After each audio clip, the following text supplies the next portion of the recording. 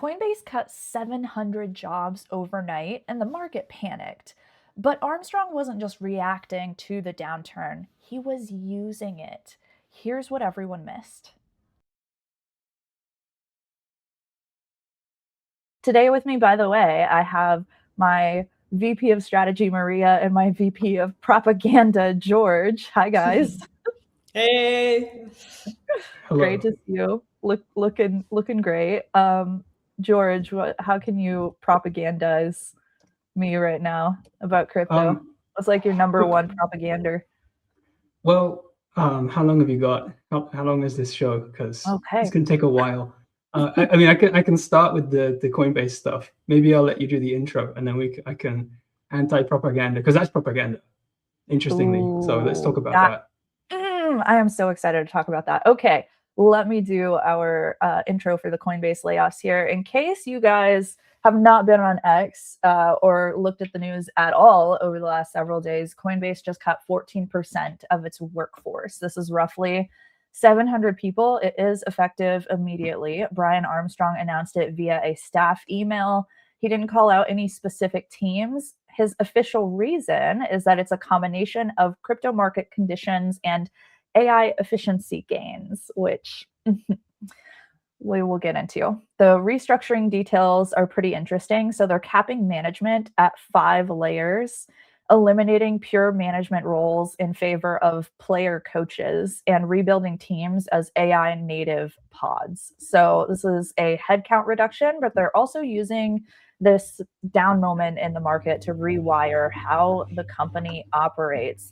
Take it away, my VP of propaganda. All right. So narrative violations. There's a pretty interesting article that came out from A16Z, a guy who leads up, well, I can't remember what his job title is, but he's basically like their growth fund guy. And he is saying that the AI job apocalypse is a complete fantasy, and I agree. This idea that there are less jobs now because of AI, and corporations and enterprises are cutting people out because they're just so damn good now.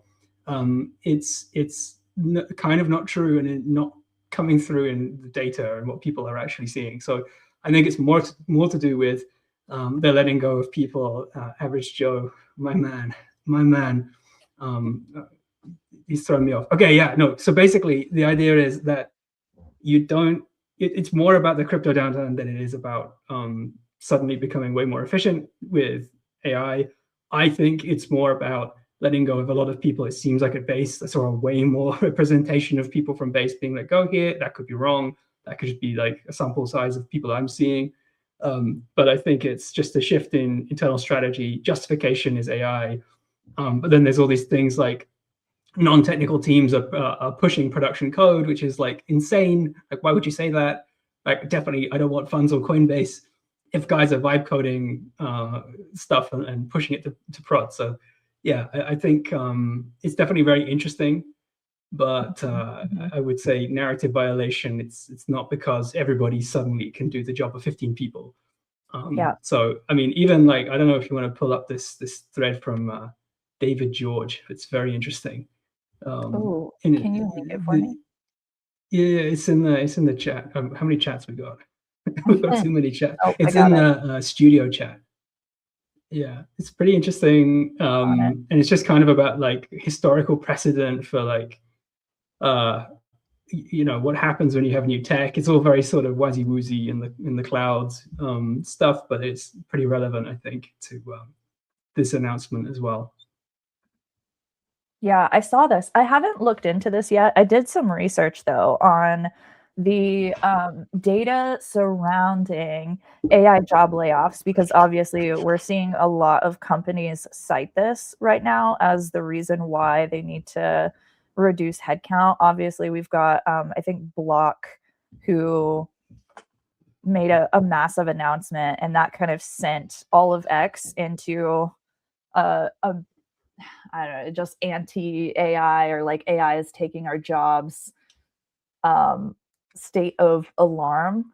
So one of the I want to get into this AI job apocalypse article by David George, and maybe are, George, you can give us a little bit of an overview of it. But real quick, the data that I found whenever I was researching this is that one, I find it really ironic that Coinbase announces this layoff whenever 2 days later they have to report a quarter where like every major revenue line has dropped double digits. So obviously they want to go into that reporting with a solution to the problem for for all of the higher ups. And then 59% of managers, this is really interesting, have admitted that they emphasized AI in announcements because it plays better with stakeholders. I saw your tweet, Ashley. Yeah, it's so interesting. If AI were actually replacing labor at scale, productivity per remaining worker would be climbing, but it isn't.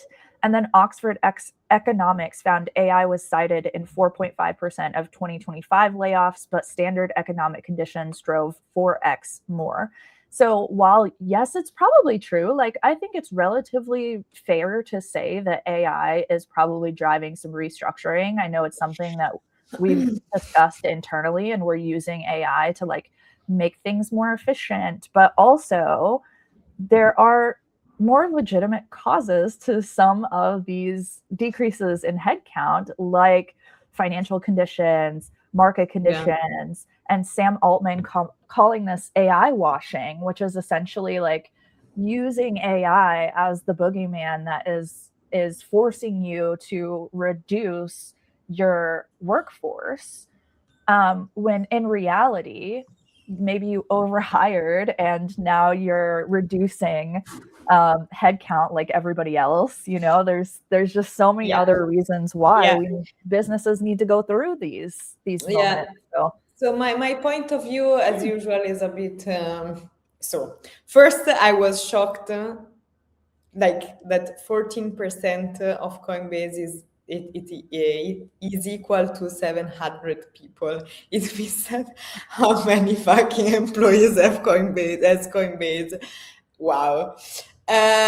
Most of them, I don't know how long have you been around, guys, but I think both of you for a long time. But I remember at the times when like this kind of companies hired as hell. For example, I remember Polygon was like, I don't know, 5K employees, 4K employees. What are they doing? What the fuck are you doing? There's like the meme with DocuSign having thousands of employees and stuff. Yeah. Like, wait, what's going on here? My thought here about this AI layoff is this. AI is involved in this layoff. The point is not involved as Brian or any other CEO pitch it. It's involved in the way that a CEO or a manager or whoever is very smart realizes that AI is better than 10 people they have in the team for something. So, like AI woke us up. So it's like you said, Ashley, it's not AI substituting people who actually work, but AI is like saying, Claudio, as I call him, is saying, hey, George, hey, Maria, do you see what I can do? And then you are frustrated, but because someone in your team can't do the same thing that Claudio can, and so you get frustrated and you say, okay, do I need to turn down the cost because the market is shit, I don't have money, I overhired in the past? Let's talk about AI because it's hype, and because I realize that AI could actually substitute these people, but then it doesn't, because most of the companies are not using AI right now in the way it can actually substitute people. So like there's still a big way to walk through this thing, because if you are frustrated from one day to another and you fire everyone in the company because Claude potentially can do everything, and but then you need to set up it's not as easy as it seems. So yeah, but I agree. I agree with you, Ash. I don't think they are doing it to justify, because AI is actually involved, but it's not like the structural reason. It's just the psychological and it's just the trigger, in my opinion, like the potential structural reason.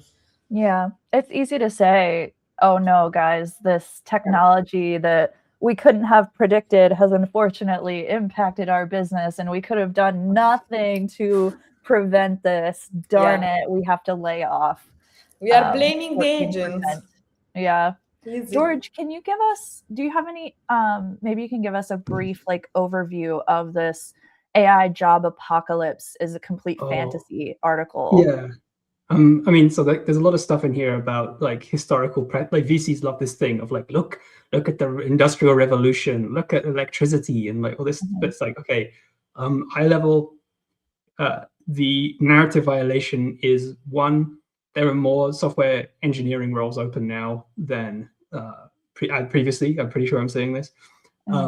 So which is quite surprising, because writing software is now something, it's very easy to verify the output. If you prompt an LLM and say, write me some code, and then it gives you back some code, you can immediately check and see it works. It's easy to train models that can write code. So you'd think that because of that, software is worth nothing and there's no value in the skill of writing software, and so there'd be less jobs. But that's not true, there's more.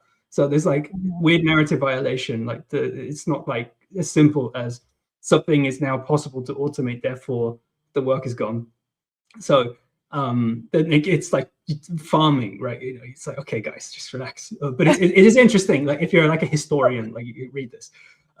So then the other part is things. So look at what the AI labs are doing as well. So they're starting up entire consulting businesses, and they're partnering with the Big Four and all these, whoever, to create sort of consultancies that help businesses implement AI. And the question is, why can't AI just do that? Why can't they don't have a special agent that can just look at your business and look at your organization and figure out how to implement AI? Isn't that the point? It's well, hang on, maybe you can't automate that. And that's the point about, you can't verify the output. You can't train a model to do that because it's so ambiguous, so reflexive, and so many different variables. So AI is not very good at those sorts of things. Strategy, very, very hard to verify outputs. AI can't really do yet very well. But yeah, look at this. Software devs are a larger share of new jobs. That's weird. So overall, it's just creating more jobs. It's just more opportunity. There's more apps too. There's a trillion more apps on the App Store than before. Yeah, I mean, this is just most open PM jobs. So even jobs organizing and orchestrating people, which you'd think AI would be very good at, but it's not playing out how you'd expect it to. It's so interesting. I was listening to Lenny's podcast a few days ago, and he had on somebody from the internal Anthropic team. I can't remember which role she had, but she was talking about how, I think she was actually a product manager. But she was talking about how their developers now can ship code so fast. And we've seen this. Anthropic is releasing something literally every single day. They're just ship to prod, ship to prod, ship to prod every single day. And it's breaking their growth teams, marketing teams, PMs, because there is so much development that is going on. They actually need to hire a ton more PMs as a result. So I agree with you. I think yes, there are obviously going to be roles that maybe AI can very easily replace. If your job is to push emails, if you're just sitting there I receive an email, I read it, and then I do some very simple thing, and I send it to someone else. If your job is that, you should be very worried, because that's like, yeah, yeah, just work it out, man.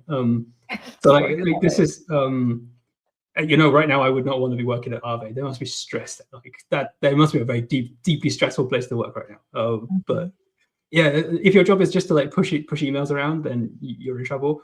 I think it's more like an internal restructuring, reprioritizing by Coinbase. What's important to us? There's probably a lot of people they hired around certain product lines and theses around Base.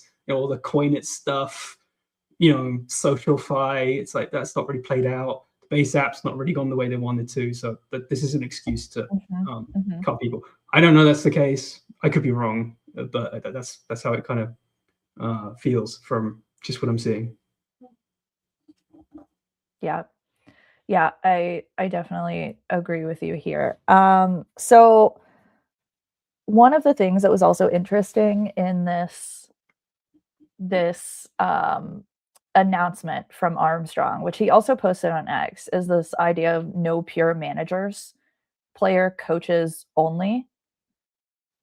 And the people who are managing, or is it these player coaches? He said that their responsibility is to 15 direct reports. Excuse me? You're supposed to carry on an efficient coaching relationship with 15 people? Like, as somebody who has a history in coaching and working with clients at that capacity, and also of course like being in management, that's a lot of tracking for all of these individuals with all of the things that they're doing to make sure that you have the visibility on the things that actually matter and the weaknesses and like opportunities that they have, and being able to actively develop those and feel like you're actively contributing to their professional development. That is a massive number. Am I the only one who's kind of weirded out by that number? That feels like a lot. Maria, would you have experience in managing multiple people at Hype? How would you feel about being asked to do like a full-time job plus handle 15 ADs at the same time? It's probably not a very fun experience. They are not doing it, guys. If you read well the message that Brian sent, I'm sorry, Ashley, but Americans, they don't give a shit. They basically sent you... No, that's true. If you read well his note, he wrote, this note is for who was affected by the layoff, meaning that these people opened their laptop and they were not accessing anymore to anything. That's it. No one communicated anything, probably. And he wrote, follow-ups will be done with HR. Thank you, everyone, for your great job with us. Like you wake up and you access your Slack and it doesn't work. Or maybe I need to authenticate. No, you're fucking fired. You lost your job. But there will be a follow-up and you will receive 3 months. No, not 3 months. I don't know how many weeks. Yeah, I think 12 weeks I read of salary. And in the meantime, you can find another job. So they are not managing anything. And if I need to do something like this, I would never, ever, ever do it in this way. Like, I would talk with everyone in a call for 20 minutes at least before doing anything, like removing the account. And by the way, at Hype, we have every Monday morning you need to re-authenticate just to keep people on their toes, just to put the fear of God in you. Like, will I get back in? Will I get back in? But for me, it's Friday, so it's not Friday. Okay. Yeah. Every time that does even worse. Yeah, you log in on a Friday morning, like it's over. Is it over? But I don't think okay, Coinbase pays probably way more than us, or but the way in which these companies are treat their employees, it's for me it's a bit weird because I'm not American. I know that in the US it's common. Maybe Ashley, you can confirm, but like this is really like to me very bad. Like they have Yeah. families, 700 We need more people. regulation as well. Like we need, Yeah. like in America, if you have cookies on your laptop, you don't have a convenient pop-up when you visit websites that tells you what cookies you're going to get. You don't get to scroll through and manually select which cookies. Like that's the genius. That's the real innovation of Europe, and that's what America needs to learn from. But to the point about, would you want to be a player coach with, like, let's imagine Jose Mourinho, the greatest football coach of all time. I wouldn't ask him to go and take penalties. I wouldn't ask him to solidify the midfield for Real Madrid, because he's not very good at playing. He's very good at coaching. I don't know if that's applicable here. Maybe AI would, if there's the analogy breaks down with AI, maybe AI is the equivalent of an exoskeleton for Jose Mourinho to go and play football as well. I don't understand why we're like decreasing the value of a good manager right now. Like yes, I understand that we want people to ship and AI is making it easier than ever, and everybody should just like have their damn Claude cowork turned on doing tasks for your company. Sure, like I could see that argument. You're paying for the subscription anyways, might as well use it to get stuff done. But at the same time, we're seeing time and time again that relationships between humans are incredibly defensible in this era, and that IRL events are becoming more popular. People are more involved in like local communities. People are so interested in working with other people and collaborating with each other. And that's something that AI can't do because it's AI, it's not a human. So why are we devaluing the talent that is able to 10x the team that they have? Like maybe this is my bias coming through, because I do feel that with the community team at Hype, one of the things that we have done really well is figure out how we can elevate the community leads to a point where their work is so much better than even a few months ago, you know? And that happens because of holding people accountable and showing them what good looks like, and all of these things that I don't think you can just turn on Claude Cowork to solve that problem for you, because there's the emotionality of it and like picking up on the social cues of what this person is actually nervous about and what's actually the blocker for them. And that is completely different from what AI is going to be good at, which is more, operational and execution oriented. They're both important, but if I can get 10x or even more realistic, like a 3x or a 4x out of somebody, that is very valuable for a company. That's very valuable. Yeah. And it's almost like they're sort of implying that the kinds of people that they want at Coinbase are the ones who can do like write software, lead teams, and basically be like a mini founder within Coinbase all at the same time.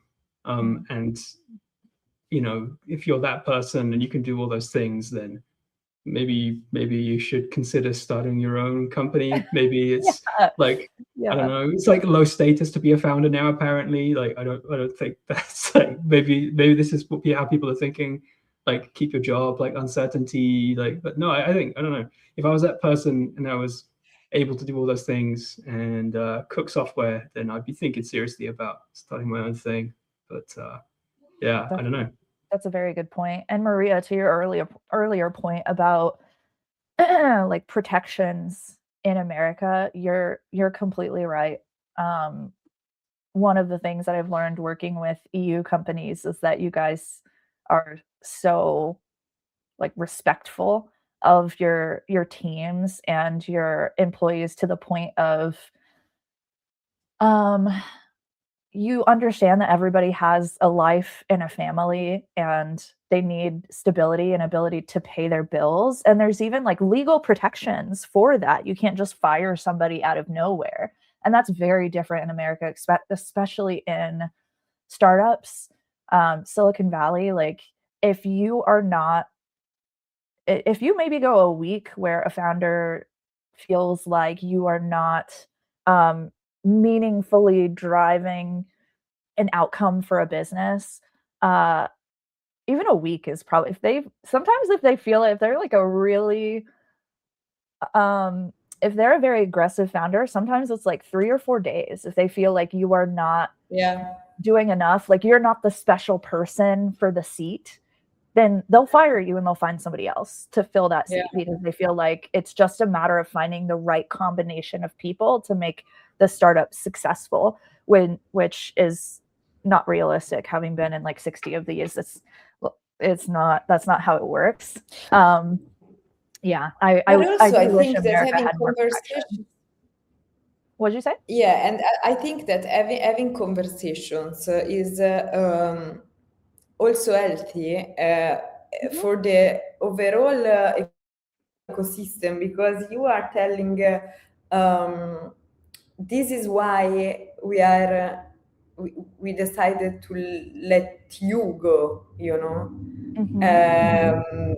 It can also not be related to the performance, but like giving an explanation gives the person the way to, you know, elaborate and improve something. Yeah, exactly. Yeah, that culture can be quite rare in the United States, unfortunately. Like some people are great at it, and there are a lot of incredible companies that really do invest in their team members. And then there are some that just think that it's a matter of getting the right people and don't invest nearly as much in like the development of each person, or in giving them awareness even that they're not maybe performing up to the expectations, which is totally fine. This happens for everybody. But if you give people awareness that this is happening, insight that this is happening, you give them the ability to improve themselves. And somebody who can do that, who can like fix the problems, is again very valuable, and not somebody that deserves to be let go. So we're getting into like theory around how to treat people in the professional nice person. work life. Just be a nice, reliable person. That's it. What else are we talking about today? George is done. He's like, I'm over this Coinbase and management conversation. Let's get into our second topic, which is fundraisers for the week. So we had a couple of pretty interesting raises, 2 deals here. Open Trade closed a $17 million strategic round to build stablecoin yield infrastructure for fintechs and exchanges. Sounds a little boring, but we're all bullish on stablecoins right now, and it's like pretty critical. And then A16Z closed their crypto fund 5 at $2.2 billion. This is massive. The current regulatory environment is very interesting kind of element on top of this. So let's jump into raises. George, do you want to start us off? Yes. Inject this into my veins. It's great. Like the big rounds, people doubling down. I was looking at some of the content around all of this, and it's more of the same stuff that people have been saying for a while in crypto, which is this just finance? Really, is it kind of just fintech plus some AI agentic stuff? So a lot of the DCs are around that, about growth and pragmatic sort of founders and startups versus these idealistic sort of we're going to build another financial system type projects. So it feels more like follow-on rounds, and maybe not necessarily doing true like venture like seed rounds at the moment. But all of this it's great because it all trickles down, I think, unless it all just goes to Polymarket and Cowsheet and like one or two other shovel sellers who are doing fintech agentic payment stuff. But I think it's good. I'm happy that people are still investing into crypto. I don't think that I think it's probably like, it just feels kind of natural that we've tried a bunch of things. We've tried all these social fi and new DAOs and all that stuff. And, it didn't really work for various reasons. You can't build a new financial system and replace the old one. That's like an insane idea, actually, in hindsight. Would have been nice. So it's more like, how do you interface with and service what people already do in their daily lives with spending money and so on. So makes sense. It's good. Money is always good. So yeah, happy days. It's also reassuring just to see like Chris Dixon writing something, since Read, Write, Own, and because I think a lot of people read that and the whole Web3 thing, and yeah, I think it's good just to see more stuff from that office. So that's all I've got to say, I think. Yeah, we love more money being injected into the ecosystem. There was a point there, we weren't sure. Weren't sure. I mean, but it's good because it's like, it signals you're contrarian. If you raise around now, it's like, oh, you think crypto's dead? Well, guess what? You're wrong. But it's not that risky at this point. I mean, you got all this like clarity, regulations and so on. Stable coins are a thing. They're a legally protected term. Everybody knows what they are. It's kind of de-risked massively. So it's definitely less crazy to do it now than it was in 2017 or 18, when that was like, are you sure this isn't a complete scam with ICO bubble and all that sort of stuff? But now it's like, no, there's definitely parts of this that are not a scam. So it's like de-risked. Yeah. Maria, do you have any takes you want to share with us on the fundraisers for the week?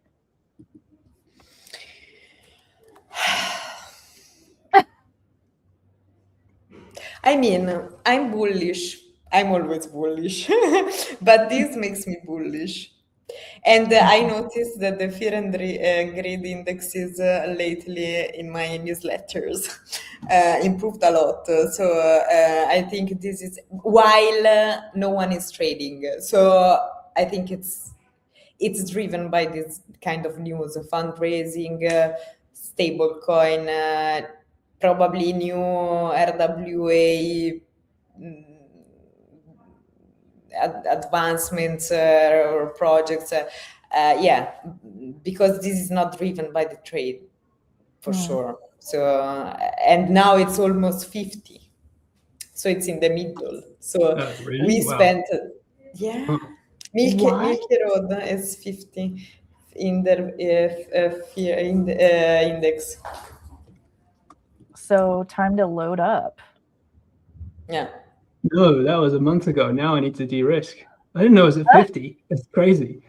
That's extremely high. Okay. Yeah, that's interesting. That is really crazy. So you guys think we bottomed? I'm not sure now. We don't know. So like, everybody, well, a lot of people watched, Taiki, Japanese GCR. They watched his video about Stretch and how it's this basically Michael Saylor is borrowing money from the future to buy Bitcoin today and paying everybody 12%. So he's like going along on Bitcoin. And so it's like this beautiful bottom buyer. It's like, who else could possibly sell now? Everybody's sold. This is going to print the bottom for sure. And but everybody, I don't know, 50 is higher than I thought. I mean, I don't know. It's tough because you need everybody to think this rally is going to fail for it to not fail. Does that make sense? Like, so I don't know. I mean, who knows? It's coin toss. Like, I know that's a non-answer, but like, yeah, unsure now. I would have if you asked me like a few days ago, I would have said the bottom's in. Yeah. Sentiment is still garbage. It's still pretty bad. Yeah. I think a lot of people realize, I mean, you know, there've been many tweets on this, but people realize that building something long lasting, like the easy bit is to do a pitch deck and to say like, you know, we're gonna change everything, man. Like we're gonna replace the NASDAQ. We're gonna be your grandma's gonna, you know, we're gonna get 1 billion users. Like it's gonna be fantastic. But then you get into it and you're like, oh, this is actually really, really hard. And you know, you can't just replace the banking system. Like, oh, this is gonna take ages. Like what the hell? Like, why don't we just launch a token? That was a good idea. So then you know, like there's just an infinite number of teams who just took, it's like incentives, you know, tokens are easy liquidity, like after 6 months of work. And then you go, well, I'm rich now, thank you very much. And that's it. So when that happens enough and enough people lose enough money buying these tokens, then yeah, of course, like an entire generation just gets completely wiped out. So, I mean, it's a bit of that. 10th of October, all our coins went to zero. like horrendous, like flash crash craziness. So yeah, it's just like total like, if you're still around, you're a cockroach. So we're all cockroaches. Congratulations. At least we survived the apocalypse, so I'm good with that. Okay, our last topic here. I'm just gonna do a quick roundup, honestly, because we have to head out. We have calls and things that we've got to do for the day, but I want to get through a little bit of a recap of Consensus Miami because there is some interesting conversations and headlines that have happened. So first, there are 20,000 attendees, 100 plus countries, and a speaker list that includes Michael Saylor, Eric Trump, Senator Gillibrand. Day one had Arthur Hayes, Brad Garlinghouse, and the CFTC chair. There are some real announcements. So CME launched Bitcoin volatility futures, a 4.2 billion acquisition, and some actual legislative movement on the Clarity Act. Arthur Hayes blasted the Clarity Act. Of course he does. Tim Scott eyeing a May markup on Clarity. CFTC exploring rules protecting non-custodial wallets. Bullish acquired Equinity at 4.2 billion. Go Mining launched Go BTC, a Bitcoin payment protocol, 12-hour on-chain settlements, 0.2% fee. Mesh and Kalshi crypto deposits and payouts partnership. So some interesting developments coming out of a very popular conference for us, which is fun. But we have to end there because we've got 2 minutes before other calls and things that we have to get to. George and Maria, do you guys have any final words, final thoughts for our friends? Be bullish, be bold, don't be bald. No, don't, guys. My take since today we talked a lot about layoffs and AI. Don't be scared about AI. Just learn how you can be more productive with your skills and AI. And if you are laid off, you will find something else because humans are always needed, guys. That's it. People need to build the data centers. You'll always find work. The last thing I would just sign off with is I have no idea what Equinity is that you just mentioned. They got bought for what, $4.2 billion? I've never heard of it in my life. And that tells me that there's an entire subsection of this like B2B financial rails stuff that's going on that like we have no concept of, and it's worth 4.2 billion. Like, okay, you know, so industry is changing and we all have to wear suits. That's why I'm wearing a shirt today, by the way. That's the joke. Like we have to put our suits on because that's the way it's going. All right, cheers. George is a fancy boy now. All right, thanks, guys. Boom, the end. I guess I just